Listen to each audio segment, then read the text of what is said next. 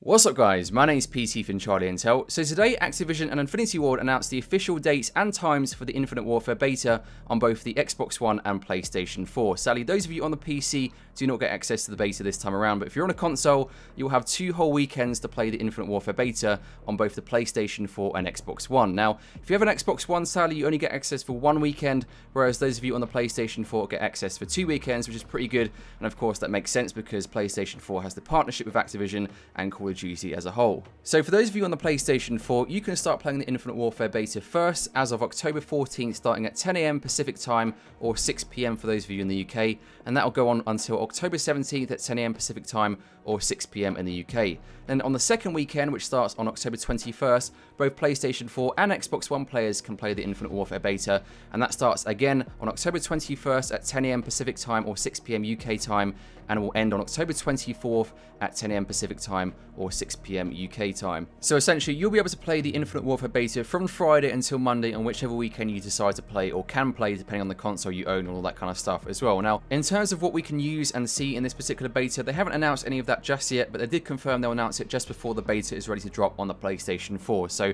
in terms of the weapons, game modes, maps, all that kind of stuff, we should hear about that very, very soon, but we should expect to see, let's say, 2 or 3 maps in the beta alongside 2 or 3 game modes and at least a good selection of the weapons available in the final game. Now, in terms of what Infinity Ward is trying to achieve by doing this beta, I'm not quite sure, because this beta is really, really late in the stage of Infinite Warfare's development. We're essentially getting 2 full weekends of beta access, literally 2 to 3 weeks before the actual full release of this game to the general public on November 4th.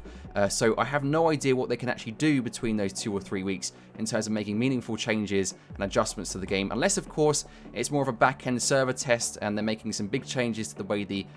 game communicates with players and servers and all that kind of stuff. Perhaps they're introducing a higher rate of dedicated servers or hybrid servers versus previous games, but that's obviously a guess. I have no idea. But otherwise, in terms of analyzing the beta access data and feedback, I have no idea what they can do with that data in just 2 weeks to then make any changes for once the game releases on November 4th. Perhaps they're going to make some adjustments in terms of, I don't know, balancing or just doing some general glitch fixing they might find or people discover once the beta is finally dropped on PlayStation 4 and Xbox One, by which point then they'll probably just make a patch to then release on day 1 on November 4th, which you'll have to download on your console, and then you'll have all the updates and fixes that may have been seen